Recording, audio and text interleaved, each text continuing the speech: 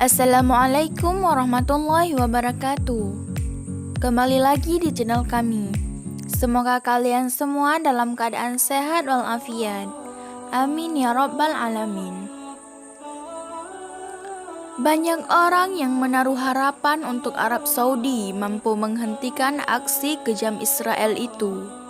Karena Arab Saudi sebagai salah satu negara Timur Tengah yang punya peran penting, nyatanya mereka hanya mengecam dan meminta aksi saling serang. Namun belakangan baru muncul sikap menunjukkan keberpihakan mereka dengan seruan boikot. Mengapa mereka baru menyerukan boikot padahal di belahan bumi selain sudah melakukannya sejak lama? Nah, apa yang sebenarnya terjadi pada Saudi? Tonton videonya sampai habis agar kalian tak salah faham. Sikap Arab Saudi tersebut mengindikasikan adanya pengaruh normalisasi hubungan pemerintah Arab Saudi dan Israel. Mari kita flashback sejenak untuk melihat hubungan kedua negara. Israel sudah lama mengincar hubungan diplomatik dengan Arab Saudi. Normalisasi ini dilatar belakangi oleh adanya Iran sebagai musuh bersama, meningkatkan kekuatan militer Iran, membuat kedua negara tekar-tekir. Mereka takut Iran bisa mengancam kedaulatan negara masing-masing. Hal ini berdasarkan tulisan Jonathan Rayhan dan Michel. Hubungan tersebut memang masih di balik layar, tapi tidak menutup kemungkinan ke depannya mereka akan semakin terbuka. Perdana Menteri Israel Benjamin Netanyahu bahkan sangat bersemangat dengan normalisasi hubungan dengan Arab Saudi ini. Menurutnya, perdamaian itu akan bisa diciptakan Timur Tengah yang baru. Kekhawatiran Arab Saudi semakin menjadi kala Iran semakin maju dalam hal nuklir senjata mematikan yang bisa meluluhlantakkan wilayah musuh Rian. Menyadari bahwa Israel memiliki kemampuan militer yang bisa membendung Iran, apalagi Israel selama ini selalu disokong oleh Amerika Serikat, baik dari segi dana maupun bersenjataan. Menjalin hubungan baik dengan Israel juga berarti mengamankan dukungan Amerika Serikat. Dengan kata lain, Israel adalah sekutu potensial bagi Arab Saudi. Isu kerjasama antar Arab Saudi dengan Israel kembali terdengar tahun ini, dan tentu saja dipercayai oleh Amerika Serikat. Menteri Luar Negeri Israel, Ali Cohen, bahkan sudah buka-bukaan dengan kesempatan kerjasama tersebut. Seperti yang tertulis dalam The Times of Israel, kami sangat optimis tentang kemungkinan mencapai kesepakatan seperti ini. Ini adalah kesepakatan yang dapat dicapai setelah itu lebih banyak negara akan mengikuti Amerika Serikat. Adalah pihak yang paling bersemangat melihat anak camp-nya mulai diterima bangsa Arab, apalagi sekelas Arab Saudi yang punya pengaruh besar di Timur Tengah. Melihat Arab Saudi berdamai dengan Israel, sangat mungkin negara-negara Arab lainnya akan menyusul untuk warga Palestina. Dan warga dunia paling menuju respon Arab Saudi melihat aksi saling serang Hamas dan Israel pada awal Oktober.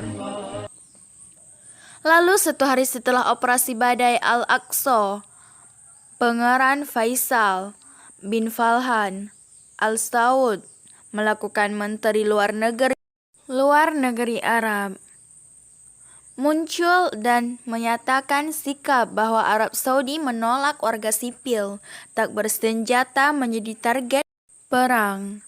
Selain itu, Arab Saudi juga mengecam Israel yang menyuruh 1 juta warga Gaza meninggalkan tempat tinggalnya. Kerajaan Arab Saudi menegaskan penolakan terhadap seruan pengusiran paksa warga Palestina dari Gaza. Dan kecamannya atas terus-menerus menargetkan warga sipil tak berdaya di sana karena semakin hari Israel semakin brutal menyerang warga Gaza. Pangeran Faisal kembali buka suara untuk menghentikan penyerangan kepada warga sipil kedua belah pihak dan segera mengusahakan perdamaian. Pangeran Faisal juga menyampaikan kritikan kepada Israel seperti yang dikutip dari Al-Arabiyah. Kerajaan Arab Saudi juga mengingatkan kembali peringatan bahwa situasi berbahaya saat ini adalah akibat dari pendudukan Israel yang terus berlanjut, perampasan hak-hak rakyat Palestina, dan provokasi sistematis kritik tersebut. Sebenarnya masih sedikit jauh dari yang diharapkan oleh Palestina dan masyarakat pro-Palestina. Banyak yang berharap Arab Saudi bisa melakukan hal yang lebih banyak untuk menghentikan penderitaan warga Gaza. Apalagi negara pemimpin Raja Salman adalah negara kaya yang disegani di mata dunia. Ada banyak hal yang bisa mereka lakukan untuk menghentikan Israel. Berapa soal menuju Timur Tengah yang baru sepertinya menjauh, pasalnya perlahan tapi pasti. Posisi Arab Saudi mulai berubah, yang sebelumnya terkesan netral persoalan Hamas, Palestina, dan Israel lama-kelamaan mulai menunjukkan keberpihakannya kepada Palestina. Salah satunya lewat kecaman Raja Salman bin Abdul Aziz setelah serangan Israel ke Jabalia, sebuah pengungsian terbesar yang ada di Gaza. Sang raja menegaskan bahwa kerajaan Arab Saudi mengutuk keras tindakan brutal Israel di pengungsian Jabalia, yang menyebabkan sebagian besar warga sipil tak berdosa meninggal dan mengalami luka parah.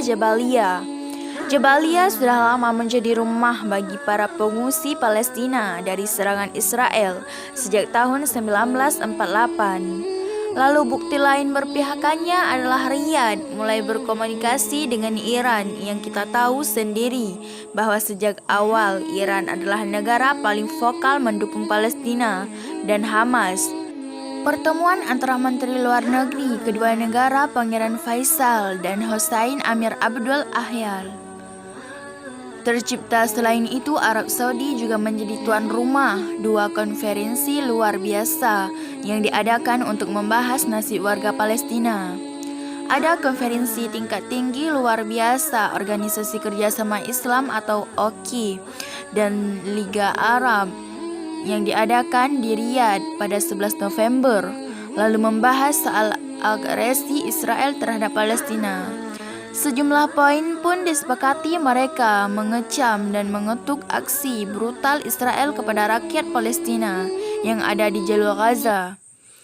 Dan tetapi mereka menuntut pembalasan Palestina dari penjajahan dan pendirian negara dan berdaulatan dengan Al-Quds Al-Sharif atau Yerusalem sebagai ibu kotanya mereka.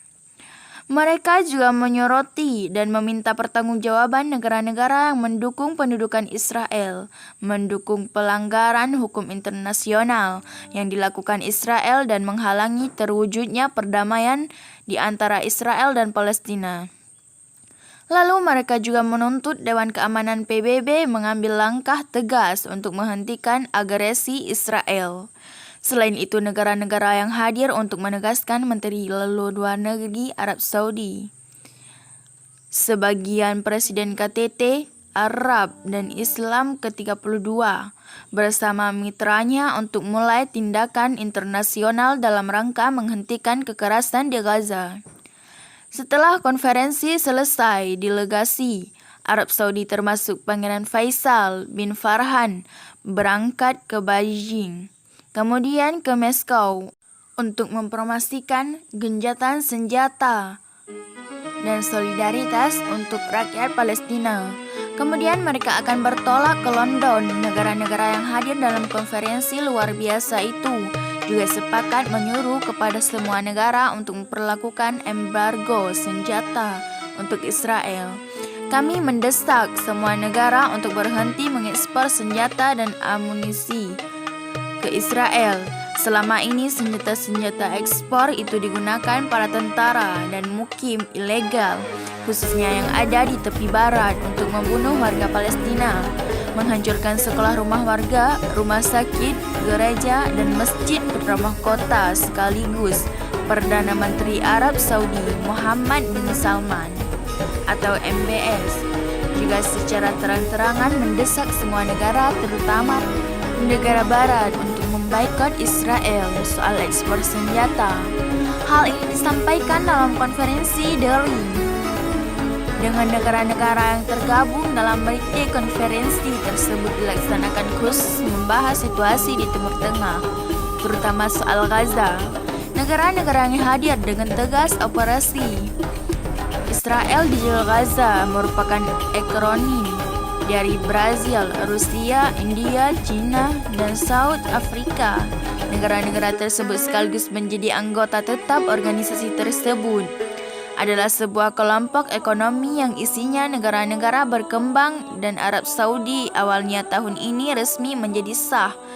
Salah satu anggotanya, Muhammad bin Salman, juga mendesak Israel segera menghentikan operasi militer untuk menghentikan bencana kemanusiaan yang semakin hari semakin parah.